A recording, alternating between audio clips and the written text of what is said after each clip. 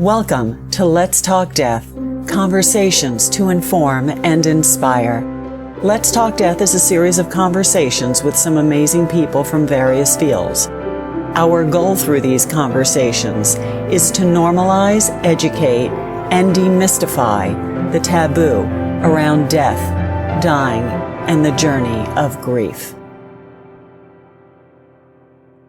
Hello, welcome to this episode of Let's Talk Death. I'm Fran Solomon. And I'm Andy McNeil. And we are thrilled to be your host for these conversations. Let's Talk Death is brought to you by Heal Grief, a social support network creating community after someone has died. Everything we do is inspired by our core belief that no one should ever grieve alone. Our goal with this program is to have a friendly chat with some amazing people so we can help normalize and educate our Heal Grief community. Our guest today is Carol Schoneberg. Originally from San Francisco, Carol has been a hospice educator and grief counselor in Maine since 1992. She has served as an End-of-Life Educator, Bereavement Services Manager, and grief counselor at Hospice of Southern Maine, Maine's only freestanding, not-for-profit hospice since its inception in 2004. Carol provides end-of-life education to staff, volunteers, healthcare providers, universities, and the community. In 2001, Carol participated in the Respecting Choices program at Gundersen-Lutheran Hospital in Crosse, Wisconsin, where she became certified as an advanced care planning facilitator trainer. Working with the dying and the bereaved has inspired and taught her much about the human's spirit's resiliency. She strongly believes in how helping people talk about their choices for end-of-life care can make a huge difference in the way families experience the dying process. Carol, we are delighted to have you as a guest on our show. Thank you. I'm so happy to be here today. So, Carol, let me ask you, before we get into your work, may I ask, was there a personal experience, a death loss in your life that led you down your career path? There was. I've thought about this a lot because doing the work, I'm sure you know, you get asked, why would you possibly want to do this, or how did you get here? I think it started initially when I had a mystical experience as a 5-year-old. I didn't know that's what it was at the time, but I was raised by a single mom in the 50s with 3 kids, and we were sitting in the back seat of the church, and everybody that sat back there were the old people who all had a hearing device that they could hold up to their ear. And I was sitting there doodling like I always did. And I looked up and it was amazing. There was a white light surrounding all the heads of these old people. There were 2 rows of them. And they were people who were like surrogate grandparents to me, many of them. I loved them. And I didn't know what it was. I didn't know that it was anything strange, but I knew in that moment that everyone was going to die. I had this very clear, these people are all going to die. And it didn't scare me. Another thing that happened around in that time was I didn't meet my father till I was 8 years old. And I carried a lot of shame and embarrassment and enormous sadness. I realized that grief was something that was the elephant in the room in all these experiences throughout my life. When I was in my early 20s and living in San Francisco, a young man in our circle of friends jumped off the Golden Gate Bridge. And it was the first suicide and death of a close friend. I see I'm very emotional talking about these things as it rises to the surface. Sure. And all my friends, nobody talked about it. You know, no one talked about anything. Around that time, I read Kubler-Ross's On Death and Dying, and that was just, I couldn't get enough of it. And then I was following that, I was living in San Francisco during the AIDS epidemic. And I wanted to do something to make a difference. There was so much sadness and death.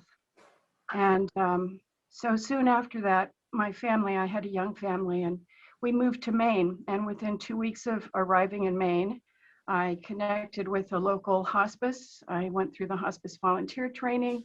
Before the training ended, I was offered a job, and I took that job. And on the first day of the job, I had a piece of paper that said, "Here, you're going out to Mary's house." And, you know, that's how it started. And I discovered that it is work that gives me energy rather than taking it away. And although it's often tiring and holding a lot of space, but so meaningful and wonderful. And I've been doing the work ever since then. Carol, yeah. First of all, let me say, you know, it is interesting how when we may have shared these 100 times, but the energy that's connected to those things, because they're so deeply connected to who we are even now and what drives us. So thank you for sharing that, and that we can feel that energy that you were feeling in sharing that. I've actually not shared all those pieces ever before. Really? Wow. Well, then we consider it a sacred honor that you shared it here with us today. We really do. It's one of the things we love about these conversations. Those who are listening in identify with what you're saying and with what we're saying, and knowing that we have that connectedness as well. Right. It's inspiring. It's inspiring how that grief can really be transitioned into something that is so special and such a gift to others. Yeah. I wonder if you could share a little bit about, so your work with hospice. I mean, it sounds like you connected there and you found your place. And if you could share just a little bit about your work with hospice and what you have learned being with families and present with people, and share with us. Yeah. Absolutely. Well, apart from having children, I've learned everything that's important in life. Yeah. I'm both an end-of-life educator in my work, so I do that out in the community, and I love that, and I find a lot of meaning in that, and have opportunities to be the first person sometimes that a family is talking to when they're considering hospice. What are some challenges? Oh, go ahead. And as far and then the other part of my role is I'm a grief counselor, and every day I am amazed by people's journeys and what they share and what they endure in their life, and by the human capacity for resiliency. And even in the most unbelievably heartbreaking, tragic situations, people find their way back. Yeah. And just being able to be with them on that journey, to, you know, walk beside them, to maybe help navigate when that's possible, or it's just a great honor. I can't say enough about it, and it's hard sometimes to try to explain to people why anyone would possibly want to do work like this, because of course our culture sees it as depressing and negative and dark, and I try to help people understand that grief isn't negative, or positive. It's grief, and sad isn't bad, and all of those things, that it's just such a natural part of our life. Yeah, Carol, I'd like to ask you, you mentioned Elizabeth Kubler-Ross, and if I remember correctly, actually it was her son that shared it with me when I had the fortune of meeting him at one point, that Elizabeth found that those patients that were able to express themselves and say those things left unsaid had an easier death and transition than those that didn't, where their transition may have been more agitated. Has that been your experience? Absolutely. You can't work in hospice and not see that and recognize it early. You know, the person who's dying is in the driver's seat, And being in hospice, I've learned so much about the way I hope I die. And when you see someone who dies with absolute grace, and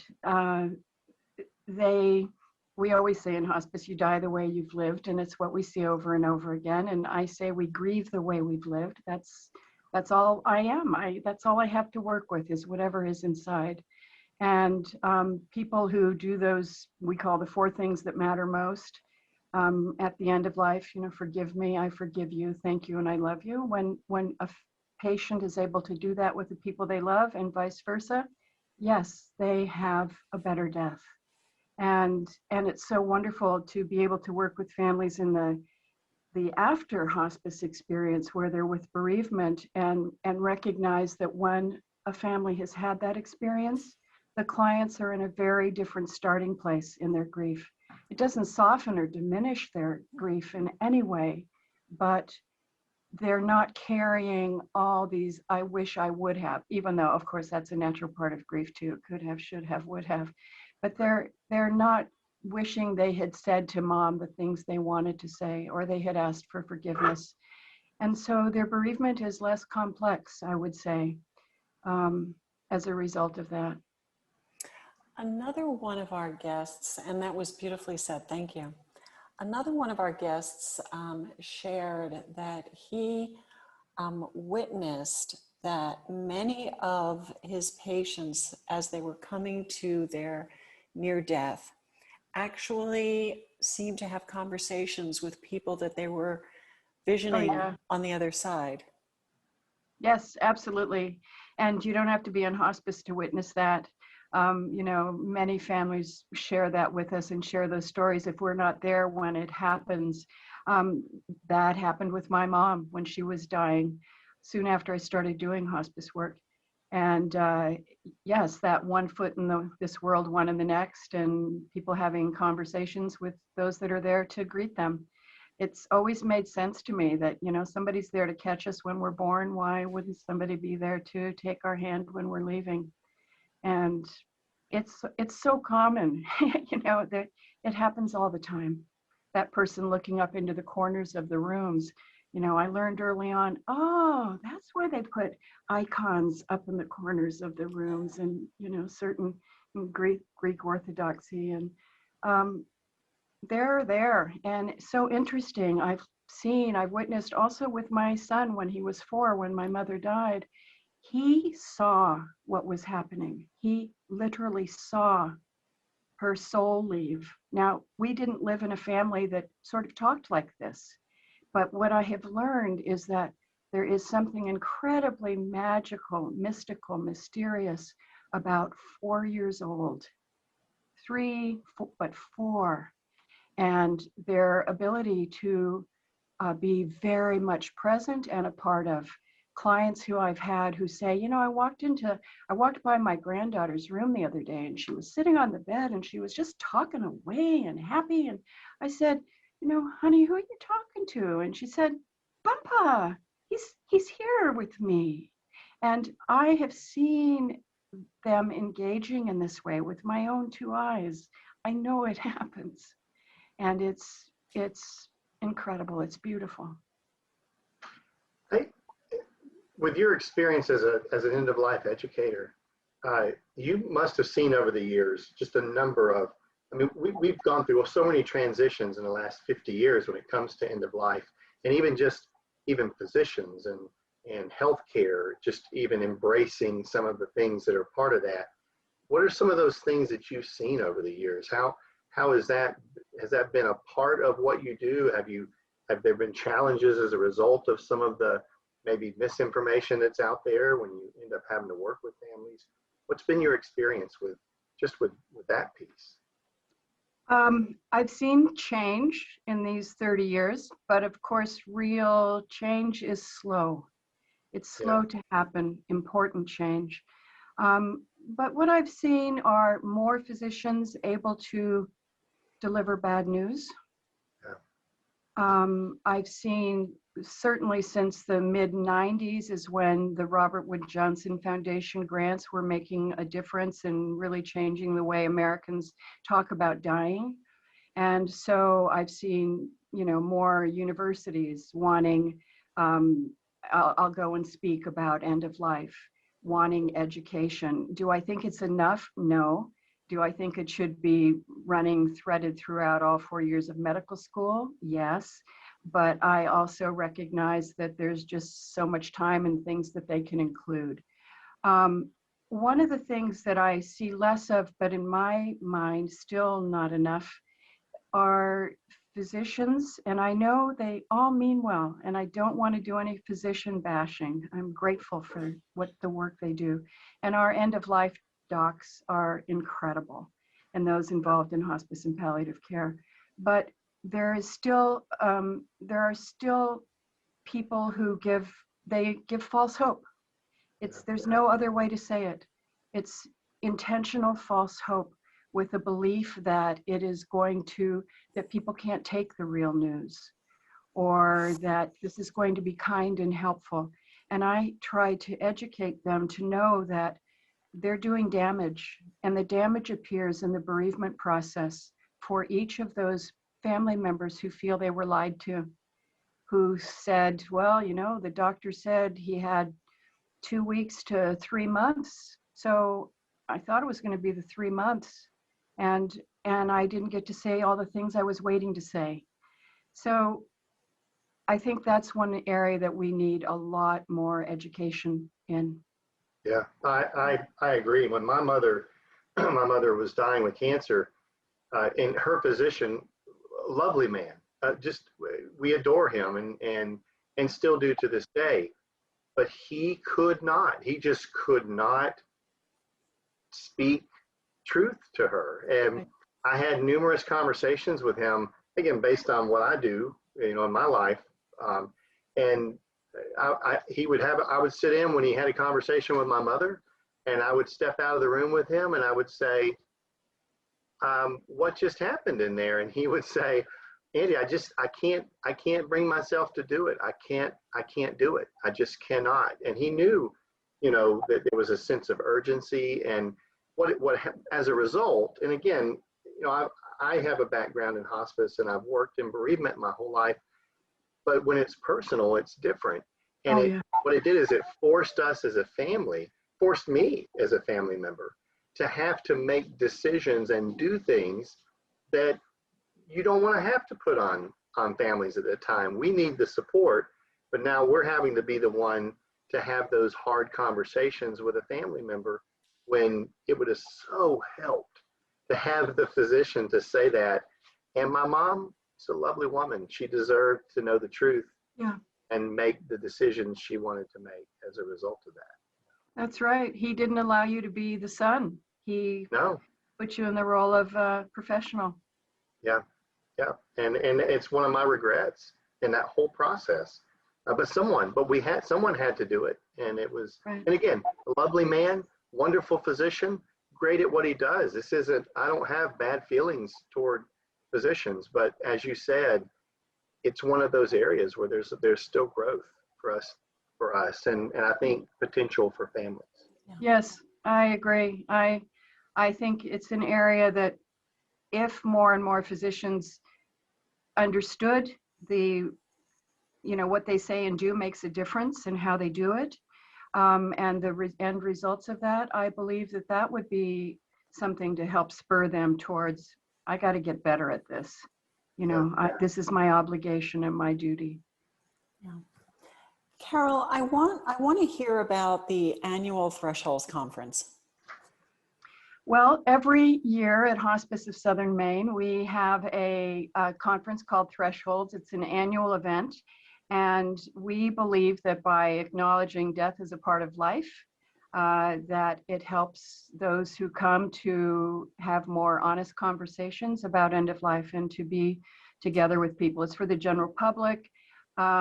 We've learned this year that virtual events can work really, really well.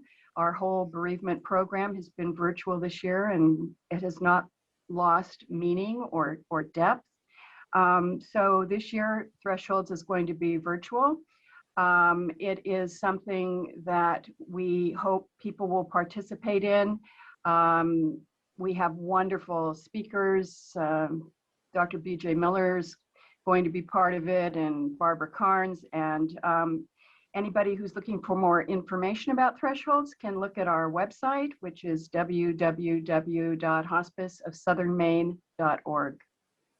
Great. Thank you Wonderful. for that. Well, Carol, we're about out of time, and you shared your website, so that's wonderful. I know people can probably connect with you there.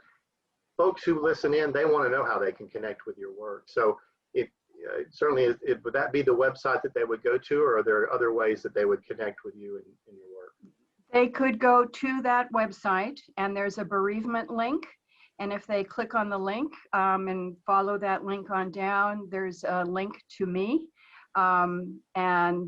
But anything that is sent to Hospice of Southern Maine, I will get, and would welcome anybody's questions or shared experience. Anything at all would be wonderful. So grateful for this opportunity too. Thank you. Carol, thank you for being such a wonderful guest here at Let's Talk Death, and for sharing the inspiration, your story that led you down your path in your work. My pleasure. Thank you. Great to meet you too. I love the work you're doing. Thank you. And thank you to those joining us for this episode of Let's Talk Death. If you would like to learn more about Heal Grief, please visit us at healgrief.org.